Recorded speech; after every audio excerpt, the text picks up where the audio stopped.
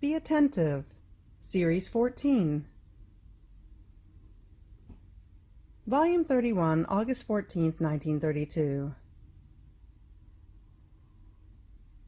Blessed daughter, my will produces light in the soul. Light generates knowledge. Light and knowledge love each other and generate love. So, where my supreme will reigns, the sacrosanct Trinity reigns in act. Our adorable divinity carries by nature, in an irresistible way, to generate continually, without interruption. And the first generative act we do in ourselves. The Father continually generates me, and I, his Son, feel myself continually generated in him. The Celestial Father generates me and loves me. I am generated, and I love him. And from the one and the other, love proceeds. In this generative act, without ceasing, all our admirable knowledges, our secrets, our beatitudes, times, our dispositions, our power and wisdom are enclosed. All that eternity encloses is in a single generative act that forms all the union of our divine being.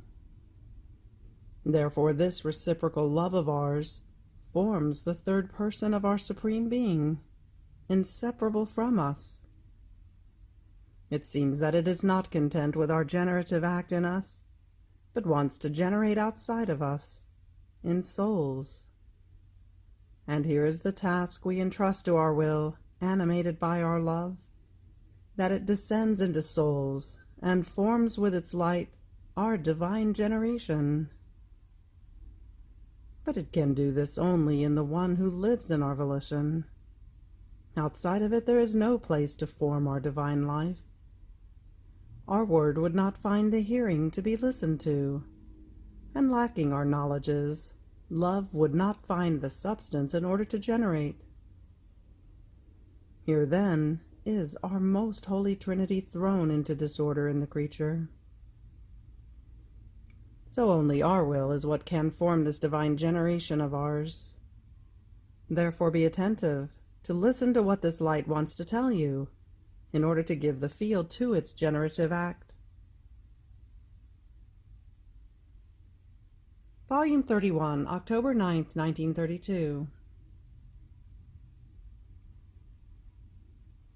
Now, the one who makes her round in our will, as she finds our works that were prepared in order to then create man, she sounds the little bell to call all creatures to recognize this love of God toward man. And its sweet sound calls our attention. Our love reawakens, and makes arise again in us our ecstasies of love toward her. Ecstasies mean total repouring toward whom one loves, and the one who comes into our will has the strength to make us undergo our ecstasy of love, so that we pour ourselves out again in her.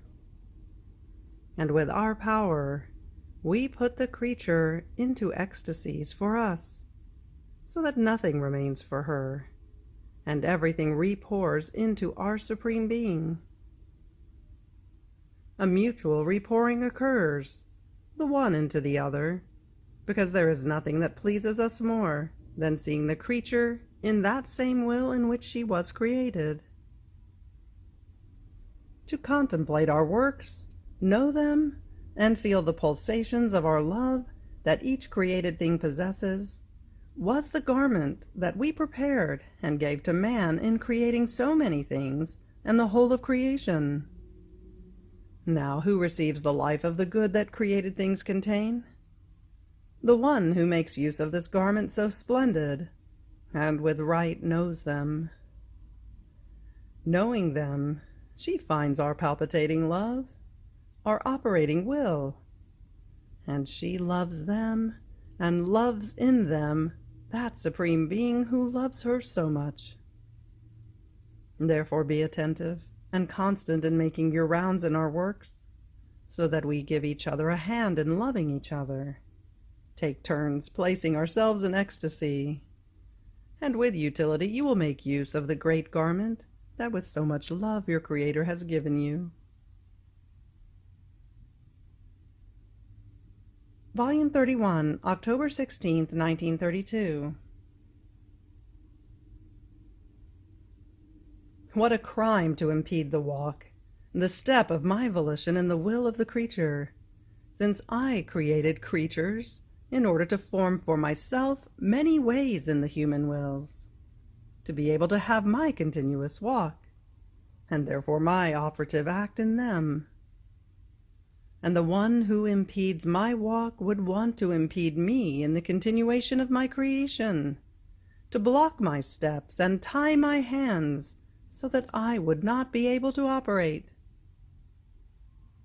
Alas, not doing my will seems to be nothing, and yet it is the greatest of crimes that before the Divine Majesty cries out vengeance toward poor creatures, especially when it is known that my will does a work, that it wants a sacrifice, and not doing it is as if one wanted to contest the truth.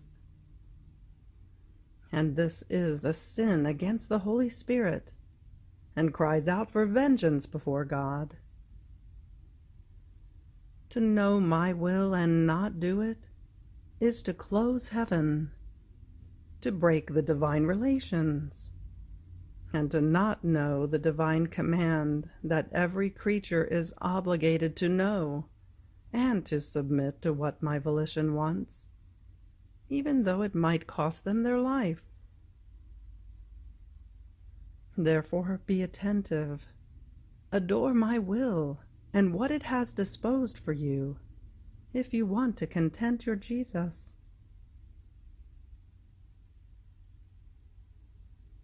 Volume 31, November 6, 1932.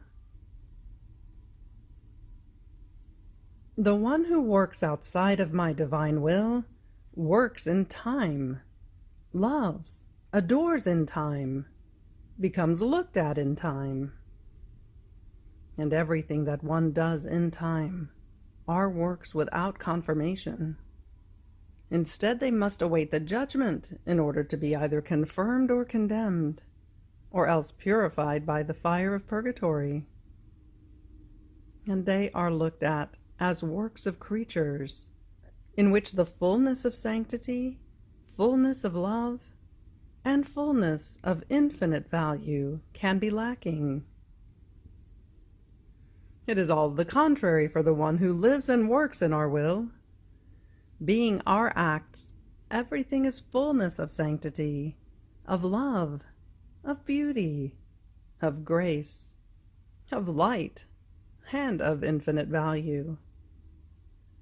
There is such distance between the one and the other, that if all would understand it, oh, how attentive they would be to live in our volition, so that they would remain emptied of the human act, and filled with the operating act of a divine will. Therefore be attentive, and do not do anything that is not drawn and emptied by the light of my will, and you will give me the greatest contentment of putting me to work, and of letting me work like the God that I am.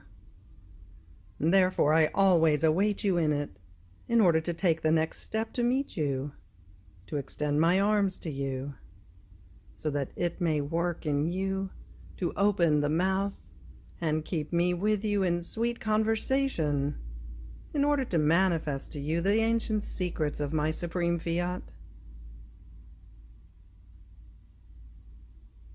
With its power, my same Fiat bound me in my works, and I remained inseparable from them. Everything is in pronouncing my first Fiat, to give my first lessons, to deposit in the soul the power and work of my Fiat. And when I have begun, I can say I won't stop until the work is complete. What would you have said if I had made creation only halfway? It would not have been a work worthy of me, nor an exuberant love of mine. Therefore one fiat draws me, and another enraptures me. It forms the void in the creature, for where to place the order and the harmony of my operating fiat. It disposes her, and imposes itself over me, to make me give other lessons, so as to be able to form many acts together, that united among themselves form the new, more beautiful creation, more artful than the machine of the universe, that must serve for the kingdom of my same will. Therefore every word of mine is a work. It is one more outlet of love. It is putting an end to my first begun fiat. Giving each other a hand, the first and last that will be pronounced, they will form the braiding of the new creation of my kingdom in the depth of the soul, that, transmitted to posterity, will be bearer of more than the universe itself of goods, of sanctity, and of graces to the human generations. See therefore what one word more, one word less, one lesson more, one lesson less means. They are works that if they are not received, nor taken account of, my fiat is not drawn and enraptured to pronounce other fiats, and therefore will not be complete. And I will wait and repeat my lessons, and if I repeat them, it is a sign that you have not kept track of what I have told you, and I do not want that anything lack, because everything that I must tell you about my will has been established. Therefore be attentive, and let me do what I want. Volume 31, November 13th, 1932. Therefore, if you want, you have much to give me, because you have my works in your power. Even more, because my sacramental life that you receive in the Holy Host is surrounded by the acts that my humanity did when I received myself in instituting the Most Holy Sacrament, and surrounded by the acts that my celestial Mamma did when she received me sacramentally, and surrounded by all the acts of those who live of my will, because these acts are inseparable from me, and remain incorporated with me as part of my very life. And therefore you can give me everything, because they serve to cover your misery, to supplement your love, almost in order to not make you be ashamed that coming into you, you would not have anything to give me. On the contrary, as you use them in order to give them to me, and be able to please me and love me by means of these acts, they bilocate and become your acts and my acts, acts of the Sovereign Queen and of the souls who live of my will, in a way that I, instead of having one, have two, and my sacramental life remains surrounded by double acts, by double love, and by greater glory. These are my traffics that I make when I communicate myself to souls. I give of mine in order to have double from them, and thus my industry puts in traffic my very sacramental life in order to have the exchange of it. But alas, how many do not make use of it? And they remain not having, nor do they know what to give me. And I remain without new cortege, fasting for their acts, and with the sorrow of not being able to be industrious in my loving traffics. You will not do this to me, because if I come, it is not only to come, but it is also because I want to give and receive myself, for as much as the creature is able. This forms my satisfaction, my contentment, and my paradise in the most holy sacrament. To give myself and receive nothing from them forms my purgatory in my little prison of the sacramental host. Purgatory that human ingratitude forms for me. Therefore be attentive, and with courage and without any reserve give me of mine, and all of yourself to me, so that I can say, I have given her everything, and she has given me everything. So you will form my contentment and my traffic of love. Now, if my divine will does not form its kingdom in souls, and they do not give it the freedom to let it dominate with its creative and operative virtue, true exchange will not be given to us, and therefore we are always waiting, and we see our most beautiful works halfway and without the fulfillment of our purpose, such that there lacks the most beautiful thing, the most important act. There lacks the purpose for which all things were created. See, therefore, how necessary it is that the kingdom of my will come.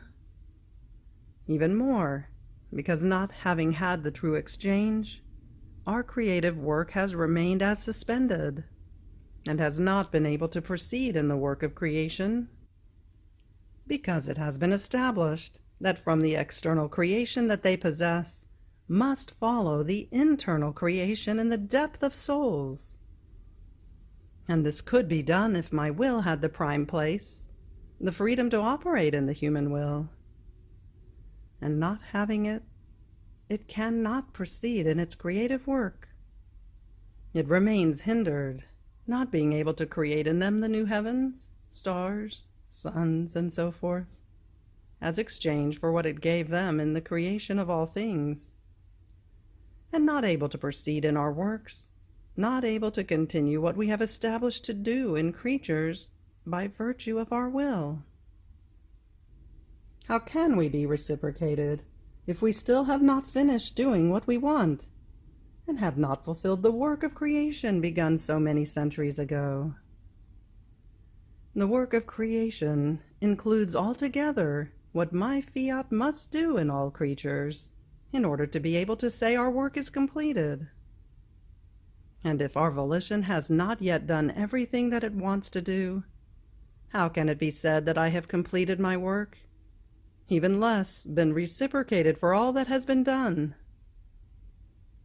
So, when we obtain the purpose that in all things the creature does our will and lives in it, and she has the purpose of living of our will, and of letting it reign, so as to give it the field for the magnificence of its works, then, when the purpose of one will be that of the other, then can we be able to receive the true exchange for everything that we have done for love of creatures.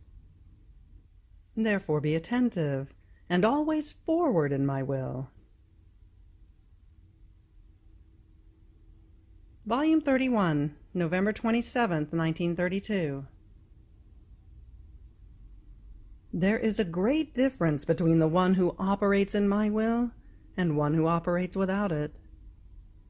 The first one is source, from which the font can boast that its water never ends, and that can give water to whoever wants it, without ever drying up. The second is a font that does not rise up and is dry. The first is fecund earth, and its meadows are always in bloom. The second is sterile earth that hardly produces some wild plant. The first has the sun at her disposition, that lets her drink large sips of light, of sweetness, of sanctity, of invincible patience, of heroism, and of sacrifices. The second has the night that gives sips in order to maintain her passions, to weaken her and make her lose the sight of heaven. The difference between the one and the other is great. Therefore be attentive, and let my divine will consume you, and transform you completely into its light.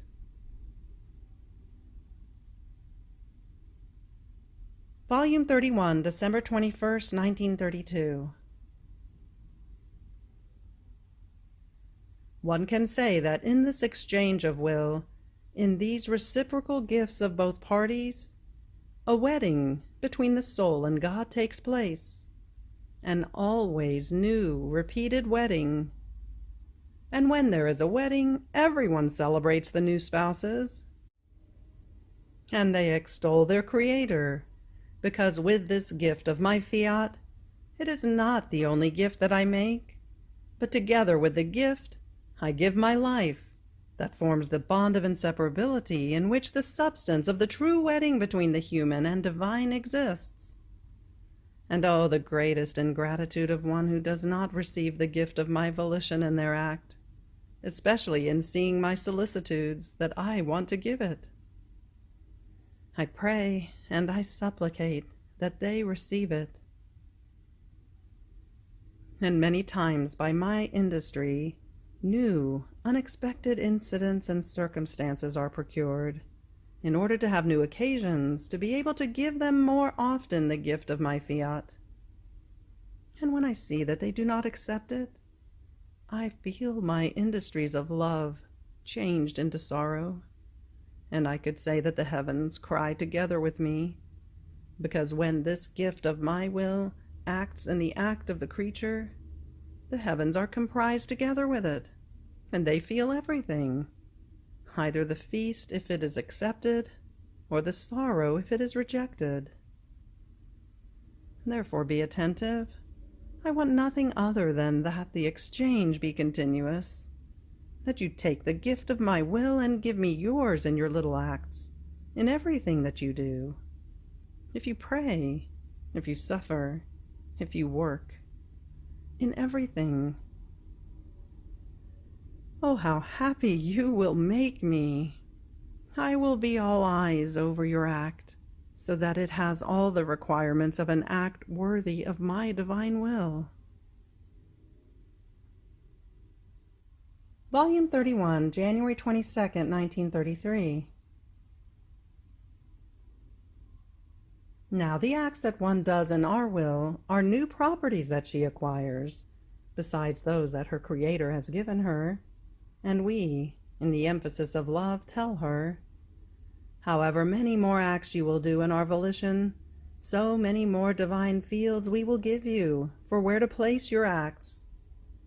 So you will work in our celestial field, and we will give you however many more fields you want, enough that you would not keep them empty, but be attentive to putting them in traffic. Even more, we will have the great contentment of seeing your properties more extensive. We act as a father when he gives his dowries to his son. This son works, sacrifices himself a lot, in a way that he increases his dowry, extends his properties more, and the father enjoys, more than if they were his, the properties and the fortune of the son.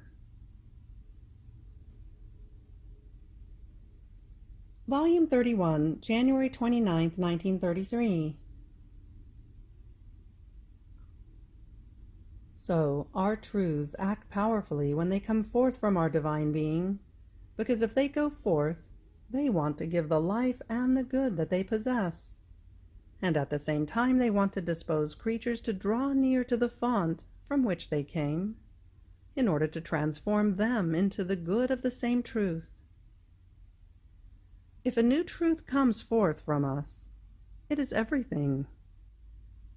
At the most, times, centuries can pass, but this says nothing, because they are armed not only with power, but with invincible and divine patience, and they don't become tired in waiting. They are tireless. They are inflexible. First they must give what good they have, the life that they possess, and then, triumphant and victorious, they send back to heaven the fruits that they have conquered. Therefore, my daughter, be attentive in listening to my truths.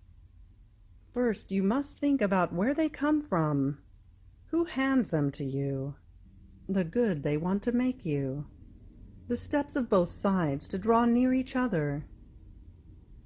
Do not want to put them in doubt, because you do not see in the world the effects, the good, the life that my truths possess. Time will do and will say everything. For now do your part. For the rest, let your Jesus think about it. Beyond this, you must know that first we form the support, the place, the soul where our truths must ascend, and then we decide to send them forth from inside our paternal bosom, because our Supreme Being, in sending the truths forth from us that change into works for creatures, in sending them forth, we do not let them remain in the air and idle. No, our wisdom never does useless things. If we put them forth, they must be bearers of the good that they contain. Here is the reason for the necessity of the support for where our goodness can send them, in order to immediately begin their work of participation and of transformation of the good that they possess. Perhaps only to begin with one soul alone, but then to diffuse so much as to form the armies of creatures of the good that our truths possess. And when they have formed these noble armies, our truths carry them to us, onto the lap of our celestial fatherland. They are conquerors who populate heaven. They act as messengers. They run over the earth. They cast the seed. They work it. They gather it. And triumphant for placing it in safety, they bring it into the celestial regions. They are untiring, nor do they ever stop if they have not obtained their intent. Therefore be attentive, and do not transgress in anything of what your Jesus has taught you. You have reached the end of the Be Attentive series, Volume 31. Fiat.